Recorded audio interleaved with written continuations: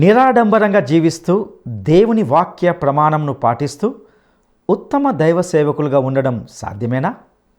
దేవుని సేవకులకు చోటిచ్చే గృహాలు నిజంగా ఆశీర్వదించబడతాయా?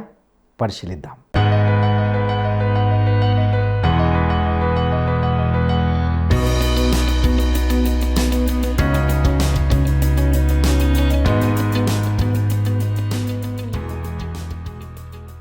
మహోన్నతుడును రక్షకుడైన యేసుక్రీస్తు ఘనమైన నామంలో ప్రేమధార టీవీ వీక్షకులందరికీ శుభములు తెలియజేస్తున్నాం. నేటి మన ధ్యాన భాగంగా 2వ రాజుల గ్రంథము 2వ అధ్యాయము 17వ వచనం నుండి 4వ అధ్యాయము 44 వరకు ధ్యానించుకోబోతున్నాం. ఇందులో ఏలియా శిష్యుడైన ఎలీషా యొక్క పరిచర్యను గమనిస్తాం. ఒక పట్టణానికి చెందినవారు తమ నీటి సమస్యను గురించి ఏదైనా చేయమని ఎలీషాను అడిగినప్పుడు అతడు ఆ నీటిని శుభ్రపరిచిన వైనాన్ని చూస్తాం. ఎలీషా బేతేలుకు ప్రయాణిస్తుండగా యవనస్తులు గుంపుగా చేరి అతన్ని బట్టతలవాడు అని ఎగతాళి చేయడం ప్రారంభించారు. ఎలీషా వారిని ప్రభు నామంలో శపించినప్పుడు 2 ఎలుగుబంట్లు ఆ బాలులను చీల్చివేశాయి. ఇక యూదాకు యెహోషాపాతు యెహోరాము ఇశ్రాయేలుకు రాజులయ్యారు. మోయాబీలు ఇశ్రాయేలుకు వ్యతిరేకంగా తిరుగుబాటు చేసినప్పుడు ఇశ్రాయేలు రాజు తనకు సహాయం చేయడానికి యూదా రాజైన యెహోషాపాతును పిలిచాడు. దేవుని సహాయం కోసము ప్రవక్త అయిన ఎలీషాను సందర్శించమని యెహోషాపాతు సలహా ఇస్తాడు. అందుకు ఎలీషా స్పందించిన వైనాన్ని గురించి మరియు ఎలీషా చేసిన అద్భుతాలను గురించి ఇందులో గమనిస్తాం. ఇక సందేశాన్ని వినడానికి మనము సిద్ధపడదామా? ప్రియ శ్రోతలు, ఈ రోజున మనం 2 రాజులు 2వ అధ్యాయం 17వ వచనం నుండి వినబోతున్నాము. ప్రవక్తల శిష్యులు ఏలియా కోసం వెతుకుతాము అంటున్నారు. ఎలీషా సరే వెతకండి అన్నాడు. 50 మంది 3 రోజులు వెతికారు గాని ఏలియా కనపడలేదు. వారు యెరికో పట్టణమందు ఆగి ఉన్న ఎలీషా వద్దకు తిరిగి రాగా అతడన్నాడు, వెళ్ళవద్దని నేను మీతో చెప్పలేదా? అవును, వీరు చెప్పినా వినకుండా ఏలియా కోసం ఎందుకు వెదికినట్లు? మనుషుల మీద కాదు, దేవుని మీద లక్ష్యముంచాలి. ఇప్పుడు ఎలీషా చేసిన చిన్న చిన్న అద్భుతాలు మచ్చుకు కొన్ని చూతాము. ఏలియా దుప్పటి ఇప్పుడు ఎలీషా మీద ఉంది. 19 నుండి 22 వచనం వరకు. ఆ పట్టణపు వారు వచ్చి అన్నారు, ఈ పట్టణమున్న చోట ఎంతో రమ్యమైన దృశ్యాలున్నాయి, నీకు కనపడుతున్నది గదా, గాని అందలి నీళ్లు మంచివి కావు, అందుచేత భూమి నిస్సారమై ఉన్నది. ఎలీషా అన్నాడు, కొత్త పాత్రలో ఉప్పు వేసి నా వద్దకు తెండి. సరే, వారది తెచ్చారు. అతడు నీటి ఊట వద్దకు పోయి అందులో ఉప్పు వేసి అన్నాడు, యెహోవా వాక్కు, ఈ నీటిని నేను బాగుచేశాను గనుక దీనివల్ల మరణము కలగదు, భూమి నిస్సారముగా ఉండదు. ఆ పరిసరాలు చాలా అందమైనవి, కాని ఒకటే లోటు, అక్కడి నీళ్లు మంచివి కావు, చేదు నీళ్లు. ఆ నీళ్లు తాగితే జబ్బు చేస్తుంది, స్త్రీలకు గర్భస్రావమవుతుంది. కొత్త పాత్ర తెండి అన్నాడు ఎలీషా. అది కొత్త పాత్ర, పవిత్రమైనది. పాత్ర స్వచ్ఛమై ఉండాలి, దాన్ని ఎవరూ అంతకు ముందు వాడి ఉండకూడదు. పాత్రలో ఉప్పు వేయాలి. ఉప్పు కుళ్ళును అపారిశుధ్యాన్ని అరికడుతుంది. లేవీకాండం 2వ అధ్యాయం 13వ వచనం, అర్పించే ప్రతి నైవేద్యానికి ఉప్పు చేర్చాలి. అది నిబంధన ఉప్పు. మనము లోకానికి సారము గల ఉప్పులాగా ఉండాలని ప్రభువు ఉపదేశించాడు. ఉప్పు సారం మనలో ఉండాలి. నిస్సారమైన ఉప్పు ఎందుకు పనికిరాదు. ఎలీషా నీటి ఊటలో ఉప్పు వేశాడు. ఆ నీటి ఊట పేరు అయిన్ ఏస్ సుల్తాన్. అప్పటి నుండి ఆ నీరు మంచిదై బాగై మరణాన్ని తొలగించింది. దాన్ని బట్టి భూసారము కూడా బాగుపడింది. ఎలీషా అక్కడి నుండి బేతేలుకు ఎక్కి వెళ్ళాడు. అతడు త్రోవను వెడుతూ ఉండగా బాలురు పట్టణములో నుండి వచ్చి అపహాస్యం చేస్తూ అన్నారు, బోడివాడా ఎక్కిపో, బోడివాడా ఎక్కిపో. అతడు వెనక్కు తిరిగి వారిని చూచి యెహోవా నామమును బట్టి వారిని శపించాడు. అప్పుడు 2 ఎలుగుబంట్లు అడవిలో నుండి వచ్చి వారిలో 42 బాలురను చీల్చివేశాయి. అతడక్కడి నుండి పోయి కర్మెలు పర్వతానికి వచ్చి అక్కడి నుండి పోయి షోమ్రోనుకు తిరిగి వచ్చాడు. ఎలీషా బేతెలుకు వెళ్ళి అక్కడి ప్రవక్తల శిష్యులకు ఏలియాను గురించిన వార్త చెబుదామని ఆశించాడు. అప్పుడు కొందరు యువకులు ఎదురయ్యారు. వారికి ఈ ప్రవక్త అంటే ఇష్టం లేదు. వీరు 15 సంవత్సరాల వయస్సు గల బాలురు. వీరు అల్లరి పిల్లలు. కొత్త మనుషులు వస్తే వారికి పేర్లు పెట్టి వెంటబడి వేధిస్తారు. రాళ్లు రువ్వుతారు, కేకలు పెడతారు. నీ గురువు ఎక్కిపోయాడుగా బోడివాడా, నీవు ఎక్కిపోరాదు అంటూ వేళాకోళం చేయసాగారు. బోడివాడా, బట్టతల బోధకుడా, ఎందుకొచ్చావు, పో అంటున్నారు. ఈ పిల్లలు పెద్దవారిని గౌరవించరు, ప్రవక్తలను ఎగతాళి చేస్తారు. ఎలీషా కప్పుకున్న దుప్పటిని బట్టి అతడు ప్రవక్త అని వారు గ్రహించారు. తన వెంటబడ్డ ఈ అల్లరి మూక వైపు ఎలీషా వెనక్కు తిరిగి చూచాడు. కొత్తగా ప్రవక్త అయిన ఉద్రేకంలో ఎలీషా వారిని శపించాడు. ద్వితీయోపదేశకాండం 27వ అధ్యాయం 14 నుండి 26వ వచనం వరకు శాపవచనాలు అతనికి జ్ఞాపకమొచ్చాయో ఏమో వారిని శపించి ఊరుకున్నాడు. ఏమని శపించాడో మనకు తెలియదు గాని ఎలుగుబంట్లు వారి పని పట్టాయి. దేవుడే ఎలుగుబంట్లను పంపి ఆ యువకులను ఆ విధంగా శిక్షించాడు. ఎలుగుబంట్లు 42 బాలురను చీల్చేశాయి. వారిని శిక్షించింది ఎలీషా కాదు, దేవుడే. యువతీ యువకులారా, మీరు రాబోయే తరానికి నాయకులు. మీ ప్రవర్తన విషయం జాగ్రత్త. ఎలీషా అక్కడి నుండి కర్మెలుకు, ఆ తరువాత షోమ్రోనుకు వెళ్ళాడు. ఏలియాలాగా కాదు, ఎలీషా తన సేవా కేంద్రాన్ని రాజధాని నగరమైన షోమ్రోనుకు మార్చుకున్నాడు. ఏలియా కొండ మీద ఉన్న, ఎలీషా రాజధానిలో ఉన్న దైవ సేవకులు లోక సంబంధులు కారు. ఎలీషా ఈ రోజున దైవ సేవకులకు మంచి మాదిరి. క్లుప్తంగా, నిరాడంబరంగా జీవిస్తూ దేవుని వాక్య ప్రమాణాన్ని పాటించే వారే ఉత్తమ దైవ సేవకులు. సోదరీ సోదరులారా, ఎలీషా వ్యక్తిత్వం ఒక్కసారి పరిశీలించండి. అతడు భక్తి గలవాడు. అతడు బాలురను ఊరికే శపించలేదు. వారు బాలురనుకున్నారా? కాదు, అబద్ధ ప్రవక్తలకు శిష్యులు. వారేమన్నారు? నీ గురువు పరలోకానికి ఎక్కిపోయాడు గదా, నీవెందుకు పోలేదు? వారు సత్య సిద్ధాంతాన్ని, దేవుని విషయాలను దుర్విమర్శ చేసే దుష్ట సంతానం. కడవరి దినాలలో ఇటువంటి అపహాసకులు వస్తారని కొత్త నిబంధనలో స్పష్టంగా హెచ్చరించబడింది. యేసు ప్రభు యొక్క 2వ రాకడను ఈ విధంగానే అపహాస్యం చేసేవారు ఈ రోజున కూడా కొందరున్నారు. 2 పేతురు 3వ అధ్యాయం 3-4 వచనాలలో ఇదే హెచ్చరిక చేయబడింది. అంత్య దినములలో అపహాసకులు అపహసిస్తూ వచ్చి తమ స్వకీయ దురాశల చొప్పున నడుచుకుంటూ, ఆయన రాకడను గూర్చిన వాగ్దానం ఏమైంది? పితరులు నిద్రించినది మొదలుకొని సమస్తమును సృష్టి ఆరంభమున ఉన్నట్లే నిలిచి ఉన్నవే అని చెప్తారని మొదట మీరు తెలుసుకోవాలి. ఈ బాలురు అలాగే మాట్లాడారు. అందుకే శిక్షకు గురయ్యారు. యేసు ప్రభువు రాకడను గురించి ఈ రోజున అనేకులు ఇలాంటి ప్రశ్నలే అడుగుతున్నారు. దేవుని శిక్ష ఇలాంటి వారి మీదికి రాక తప్పదు. యేసు ప్రభువు యొక్క దేవత్వాన్ని కొందరు ప్రశ్నిస్తున్నారు. దేవుడు వీరి మాటలు వింటున్నాడు. ఎలీషా ఆ బాలురను శపించాడు. ఏలియాలాగే ఎలీషా కూడా ఖండితంగా మాట్లాడుతున్నాడు. ఇప్పుడు మనం 3వ అధ్యాయానికి వస్తున్నాము. యెరోబాము అహాబు కుమారుడు. ఇతడు షోమ్రోనులో ఇశ్రాయేలు వారికి రాజుగా 12 సంవత్సరాలు ఏలాడు. యెహోరాము తన తండ్రి నిలిపిన బయలుదేవతా స్తంభాలను తీసివేశాడు, కాని తన చెడుతనము మానలేదు. యెరోబాములాగే ఎడతెగక పాపాలు చేస్తున్నాడు. అనగా లేగదూడ పూజ కొనసాగిస్తున్నాడు.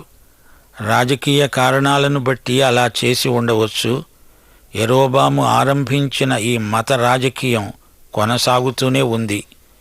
ఇప్పుడు 4 నుండి 27 వచనం వరకు మోయాబుతో యుద్ధం జరుగుతుంది. యెహోరాము రాజ్యానికి వచ్చిన తరువాత మోయాబు తిరుగుబాటును అణచాలని చూచాడు. ఈ యుద్ధంలో యెహోరాము యెహోషాపాతు సహాయాన్ని కోరాడు. ఎదోము రాజు కూడా సహాయపడ్డాడు. ఈ అధ్యాయంలో యుద్ధ వివరాలు చెప్పబడ్డాయి.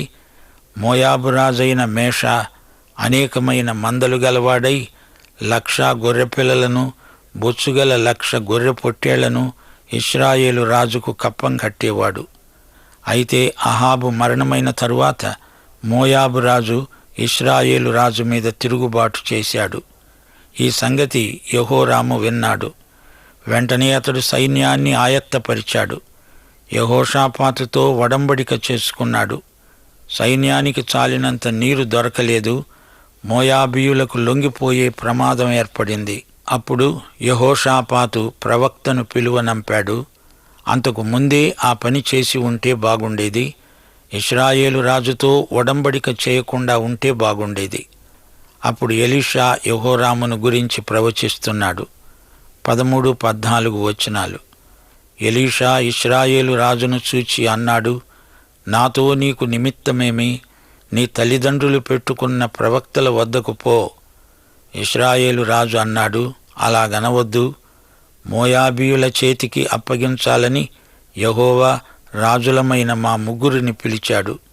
ఎలీషా అన్నాడు, ఎవని సన్నిధిలో నేను నిలువబడి ఉన్నానో ఇశ్రాయేలు దేవుడైన ఆ యెహోవా జీవము తోడు, యూదారాజైన యెహోషాపాతును నేను గౌరవించని ఎడల నిన్ను చూడడానికైనా లక్ష్యపెట్టడానికైనా ఒప్పుకునేవాణ్ణి కాను. యెహోవా సెలవిచ్చినదేమనగా, ఈ లోయలో చాలా గోతులను తవ్వించండి. దేవుడు తన ప్రజలకు విజయమును వాగ్దానం చేస్తున్నాడు. వారు తప్పక మోయాబును లోబరుచుకుంటారు. వారికి నీరు కావాలి. నీటి కోసం కందకాలు తవ్వించారు. అందులో నీరు నిలువ ఉంటుంది. లెక్కించలేని స్తోత్రము దేవా ఎల్లప్పుడూ నే పాడెదను. లెక్కించలేని స్తోత్రము దేవా ఎల్లప్పుడూ నే పాడెదను. ఇంతవరకు నా బ్రతుకులో నీవు చేసిన మేలకై, ఇంతవరకు నా బ్రతుకులో నీవు చేసిన మేలకై లెక్కించలేని స్తోత్రము దేవా ఎల్లప్పుడూ నే పాడెదను. లెక్కించలేని స్తోత్రము దేవా ఎల్లప్పుడూ నే పాడెదను.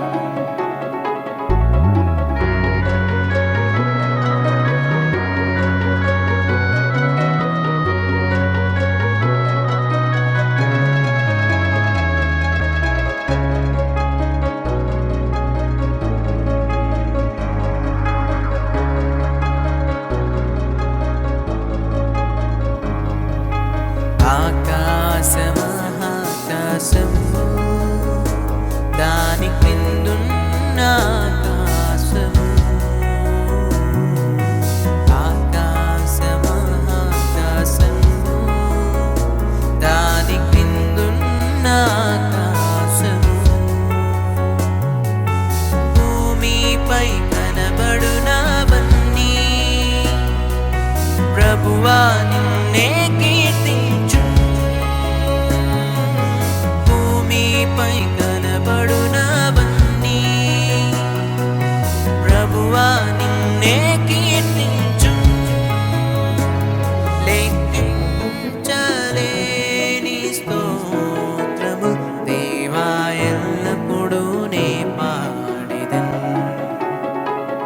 లెక్కించలేని స్తోత్రము దేవా ఎల్లప్పుడూ నే పాడెదను. అడవిలోని సుడిగాలి మంచును అడవిలో నివసించునవన్నీ సుడిగాలి మంచును భూమిలో ఉన్నవన్నీ దేవా. 20వ వచనం. ఉదయ నైవేద్యం అర్పించే సమయమందు నీళ్లు ఎదోము మార్గమున రాగా దేశము నీళ్లతో నిండి ఉన్నది. మోయాబీయులు తమ పైకి వచ్చి పడుతున్నారు. సైన్యాలను గుర్తించారు. ఉదయమందు వీరు లేచినప్పుడు సూర్యుడు నీళ్ల మీద ప్రకాశింపగా అవతలి నీళ్లు మోయాబీయులకు రక్తము వలె కనబడింది. గనుక వారు చెప్పుకున్నారు, అది రక్తము సుమా. రాజులు ఒకరినొకరు హతం చేసుకొని నిజముగా హతులైపోయారు. మోయాబీయులారా, దోపుడు సొమ్ము పట్టుకుందాము రండి. చూచారా, మోయాబీయులు కలవరపడ్డారు. రాజులు పరస్పరం కలహించుకుంటున్నారని అనుకున్నారు. మోయాబీయులు చెల్లాచెదరైపోయారు. ఎవరికి దొరికింది వారు పట్టుకొని వెళ్ళిపోయారు. 26, 27 వచనాలు. మోయాబు రాజు యుద్ధం బహు కఠినముగా జరగటం చూచి కత్తి దూసే 700 మందిని ఏర్పరచుకొని ఎదోము రాజు వద్దకు తీసుకొని పోవడానికి ప్రయత్నించాడు. గాని అది వారి వలన కాలేదు. అప్పుడతడు తనకు మారుగా ఏలవలసిన తన జ్యేష్ఠ కుమారుణ్ణి తీసుకొని పట్టణ ప్రాకారం మీద దహన బలిగా అర్పించగా ఇశ్రాయేలు వారి మీదికి కోపము బహుగా వచ్చింది. గనుక వారు అతన్ని విడిచి తమ దేశానికి మరలిపోయారు. మోయాబీయులు నరబలులు ఇవ్వడానికి అలవాటు పడిన జాతి. మోయాబు రాజు తన దేవత అయిన కెమోషుకు తన వారసుణ్ణి బలిగా అర్పించాడు. ఇలా చేస్తే కెమోషు దేవత తనకు విజయం ప్రసాదిస్తుందని అతని నమ్మకం. అయితే ఇశ్రాయేలు వారికి విజయం చేకూరింది. యెహోవా దేవుని మహిమా ప్రభావాలు అంతటా ప్రసరించాయి. ఇక 4వ అధ్యాయానికి రండి. ఇందులో ఎలీషా చేసిన 4 అద్భుతాలను గురించి వినండి. ఎలీషా ఏలియా కంటే ఎక్కువ అద్భుతాలు చేశాడు. వీరిద్దరి అద్భుతాల తరహా ఒకేలాగు కనపడుతుంది. 1 నుండి 7వ వచనం వరకు ఎలీషా చేసిన అద్భుతం ఏమిటో వినండి. మీరు వినబోయే ఈ అద్భుతాలన్నీ కనికరయుతమైనవి. మొదట ఆహారానికి సంబంధించిన అద్భుతం. యేసు ప్రభువు 5,000 మందికి ఆహారం పెట్టాడు. ఏలియా సారెపతు విధవరాలికి ఆహారం సరఫరా చేశాడు. ఇప్పుడు వివరాలు వినండి. ప్రవక్తల శిష్యులలో ఒకని భార్య ఎలీషాకు మొర్రపెట్టింది. అన్నది, నా పెనిమిటి చనిపోయాడు. అతడు యెహోవా యందు భక్తి గలవాడు. ఇప్పుడు అప్పులవాడు. నా 2 కుమారులు తనకు దాసులుగా ఉండడానికి వారిని పట్టుకొని పోవడానికి వచ్చాడు. ఎలీషా అన్నాడు, నా వలన నీకేమి కావాలి? నీ ఇంట్లో ఏమి ఉన్నదో నాకు తెలియచెప్పు. ఆమె అన్నది, నా ఇంట్లో నూనె కుండ ఒకటి ఉన్నది, అది తప్ప మరేదీ లేదు. అతడన్నాడు, నీవు బయటికి పోయి నీ ఇరుగు పొరుగు వారి వద్ద దొరకగలిగిన వట్టి పాత్రలన్నిటినీ ఎరువు తెచ్చుకో. అప్పుడు నీవు నీ ఇంటిలోకి వచ్చి నీవు నీ కుమారులు లోపలి నుండి తలుపు మూసి ఆ పాత్రలన్నిటిలో నూనె పోసి నిండినవి ఒకవైపు ఉంచు. ఆమె అతని వద్ద నుండి వెళ్ళి తాను కుమారులు లోపలి నుండి తలుపు మూసి కుమారులు తెచ్చిన పాత్రల్లో నూనె పోసింది. పాత్రలన్నీ నిండిన తరువాత ఇంకా పాత్రలు తెమ్మని కుమారులతో చెప్పగా వారు మరేమీ లేవు అని చెప్పారు. అంతలో నూనె నిలిచిపోయింది. ఆమె దైవజనుడైన ఎలీషా వద్దకు వచ్చి సంగతి తెలియజెప్పగా అతడు, నీవు పోయి ఆ నూనెను అమ్మి నీ అప్పు తీర్చి మిగిలిన దానితో నీవు నీ పిల్లలు బ్రతకండి అన్నాడు. గమనించారా? పాత్రలలోని నూనె అమ్మగా వచ్చిన డబ్బుతో బాకీ తీరిపోగా ఇంకా మిగిలింది. సోదరీ సోదరులారా, ఈ అద్భుతం రహస్యంలో జరిగింది. ఆమె తలుపులు మూసింది. అంతా లోపలే జరిగింది. ఎలీషా ఈ అద్భుతం బహిరంగంగా చేయలేదు. దీని ద్వారా ఆ గృహ పరిధిలో ఉజ్జీవం రావాలని ప్రవక్త ఉద్దేశ్యం. ఇది ఒక విచిత్రమైన అద్భుతం. ఎలీషా ఆమె భర్తను ఎరుగును. ఆమె భర్త ఒక విశ్వాసి. అతడు అకస్మాత్తుగా చనిపోయాడు. అతడు చాలా బాకీలు చేశాడు. ఇప్పుడు బాకీదారులు పిల్లలను జీతానికి పెట్టుకుంటామంటున్నారు. ఎలీషా ఈ బీద విధవరాలికి సహాయం చేస్తున్నాడు. సారెపతు విధవరాలి అద్భుతం కంటే ఈ అద్భుతం ఇంకా అర్థవంతమైనది. ఇప్పుడు 8 నుండి 37 వచనం వరకు మరో అద్భుతం. ఆమె షూనేమీయురాలు. ఆమెకు కొడుకు పుడతాడని ప్రవక్త ప్రవచనం చెప్పాడు. కొడుకు పుట్టాడు. అతడు చస్తే ప్రవక్త బ్రతికిస్తాడు. ఇప్పుడు వినండి. ఎలీషా షూనేము పట్టణానికి వెళ్ళాడు. అక్కడ ఘనురాలైన ఒక స్త్రీ అతన్ని భోజనానికి పిలిచింది. ఎలీషా ఆ మార్గమున వచ్చినప్పుడెల్లా అలాగే ఆమె ఇంట్లో భోజనం చేస్తూ వచ్చాడు. ఆమె తన భర్తతో మాట్లాడింది. భక్తిగల దైవజనుడు ఎలీషా మన ఇంట్లో అతిథి.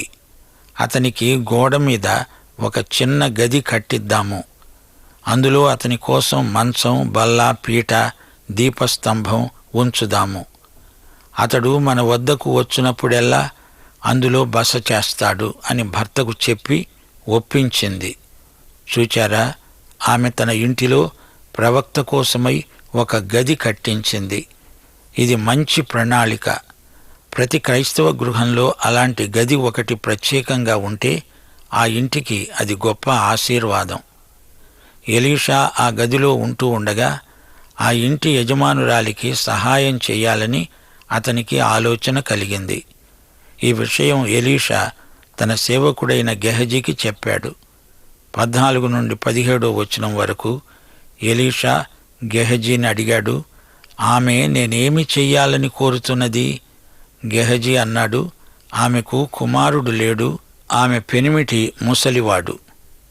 ఆమెను పిలువు అన్నాడు ఎలీషా. ఆమె వచ్చి ద్వారమందు నిలిచింది. ఎలీషా అన్నాడు, మరుసటి ఏట ఈ ఋతువున నీ కౌగిట కుమారుడు ఉంటాడు. ఆమె అన్నది, దైవజనుడా, అలా పలుకవద్దు, నాతో అబద్ధమాడవద్దు. పిమ్మట ఆ స్త్రీ గర్భవతి అయి మరుసటి ఏట ఎలీషా తనతో చెప్పిన కాలమున కుమారుణ్ణి కన్నది. ఇలా కొన్ని సంవత్సరాలు గడిచాయి. ఆ కుర్రవాడు పెరిగి పెద్దవాడయ్యాడు, చనిపోయాడు. ఎలీషా ఆ పిల్లవాడిని బతికించాడు. ఎలీషా ఏమి చేశాడు? ఏలియాలాగా బిడ్డ మీద తనను తాను చాచుకొని తన నోరు వాని నోటి మీద, తన కండ్లు వాని కండ్ల మీద, తన చేతులు వాని చేతుల మీద ఉంచి బిడ్డ మీద పొడుగ్గా పండుకున్నాడు. బిడ్డ 7 మారులు తుమ్మి కండ్లు తెరిచాడు. ఆమె లోపలికి వచ్చి అతని కాళ్ల మీద సాష్టాంగపడి లేచి తన కుమారుణ్ణి ఎత్తుకొని పోయింది. చూచారా, పిల్లవాడు పొలంలో ఉండి చనిపోయాడు. ఆ పిల్లవాణ్ణి దేవుడు బతికించాడు. దేవుడు ఎలీషాను వాడుకున్నాడు. గెహజీ కూడా ప్రయత్నం చేశాడు, కానీ గెహజీ ఆ పిల్లవాడిని బతికించలేకపోయాడు. ఏలియా నీతిమంతుడు, అలాగే ఎలీషా నీతిమంతుడు. నీతిమంతుని ప్రార్థన బహుబలము గలదై పనిచేస్తుంది. గెహజీ దండము పనిచేయదు. ఎలీషా గెహజీకి అట్టి ప్రార్థన శక్తిని బదిలీ చేయలేడు. గెహజీ కూడా నీతిమంతుడై ఉంటేనే కాని అతని ప్రార్థన మనఃపూర్వకమైనది కాదు, బలమైనది కాదు. అది పనిచేయదు. చచ్చిన పిల్లవాడు బతకడు. గెహజీ మనస్తత్వం ఎలాంటిదో రాను రాను బయటపడుతుంది. యేసు ప్రభు యొక్క స్పర్శ మనల్ని బతికించింది, జీవమిచ్చింది. 40-41 వచనాలు.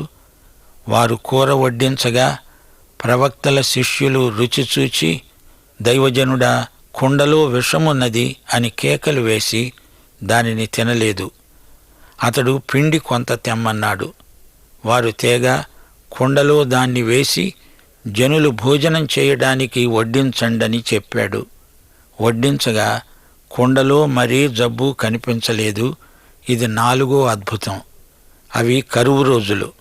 వారు కూర వండారు, అది విషమైంది. ఎలీషా దాన్ని మంచి కూరగా మార్చాడు. దేవుడు ఎలీషాను వాడుకున్నాడు. ఎరికోలో ఉప్పు వేసి నీళ్లు త్రాగడానికి యోగ్యమైనవిగా మార్చాడు. ఇక్కడ పిండి కుండలో వేస్తే ఆ కూర తినడానికి యోగ్యమైనది. ఇప్పుడు ఈ అధ్యాయం ముగింపులో మరో అద్భుతం. 43-44 వచనాలు. పనివాడన్నాడు, 100 వడ్డించడానికి ఇది ఏమాత్రం? ఎలీషా అన్నాడు, వారు తినగా ఇంకా మిగులుతుంది. ఇదే యెహోవా వాక్కు. జనులు భోజనం చేసేటట్లు వడ్డించండి. పనివాడు వారికి వడ్డించగా యెహోవా సెలవిచ్చినట్లు అది వారు తిన్న తరువాత ఇంకా మిగిలి ఉంది. ప్రియ శ్రోతలారా, మన ప్రభువు 5,000 మందికి భోజనం పెట్టిన తరువాత ఇంకా 12 గంపలు మిగిలాయి. ఎలీషా చేసిన అద్భుతంలో యేసు అద్భుతాల పోలికలున్నాయి.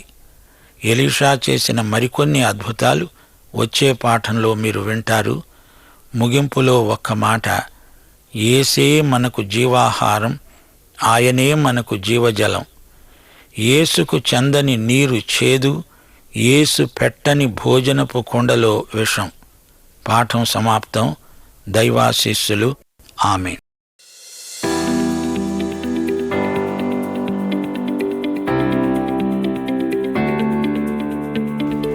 ఎలీషా బేతేలుకు ఎక్కి వెలుచుండగా ఎంతమంది బాలురు అతన్ని బోడివాడా అంటూ అపహాస్యము చేశారు. ఎలీషా బేతేలుకు ఎక్కి వెలుచుండగా ఎంతమంది బాలురు అతన్ని బోడివాడా అంటూ అపహాస్యం చేశారు. 1 40, 2 42, 3 45. ఈ ప్రశ్నకు సరైన జవాబును ఈ వాట్సాప్ నంబర్కు పంపండి. ప్రియులారా, ఇంతవరకు మనము 2వ రాజుల గ్రంథము 2వ అధ్యాయము 17 నుండి 4వ అధ్యాయము 44 వరకు ధ్యానించుకున్నాం. ఇందులో ఏలియా శిష్యుడైన ఎలీషా యొక్క అద్భుతాలను మరియు పరిచర్యను గురించి గమనించాం. ఎలీషా యొద్దకు నీటి సమస్య వచ్చినప్పుడు అతడు ఆ నీటిని ఉప్పు చేత శుభ్రపరిచినట్టుగా చూసాం. ఉప్పు కుళ్ళును, అపరిశుద్ధతను అరికడుతుంది. మనం ఈ లోకానికి ఉప్పుగా ఉండాలని జ్ఞాపకం చేయబడ్డాం. పెద్దలను, ముఖ్యంగా సేవకులను గౌరవించని యవనస్తులకు జరిగిన పర్యవసానాన్ని చూశాం. కాబట్టి నేటి యువకులు మీ ప్రవర్తన విషయంలో జాగ్రత్తగా ఉండాలని ఈ సందేశం ద్వారా హెచ్చరింపబడుతున్నాం. దేవుని మాటలను అపహాస్యం చేయకూడదు. యేసు ప్రభు రాకడని గురించి కూడా ఈనాడు ఎంతోమంది అపహాస్యం చేస్తూ మాట్లాడేవారు ఎంతోమంది ఉంటున్నారు.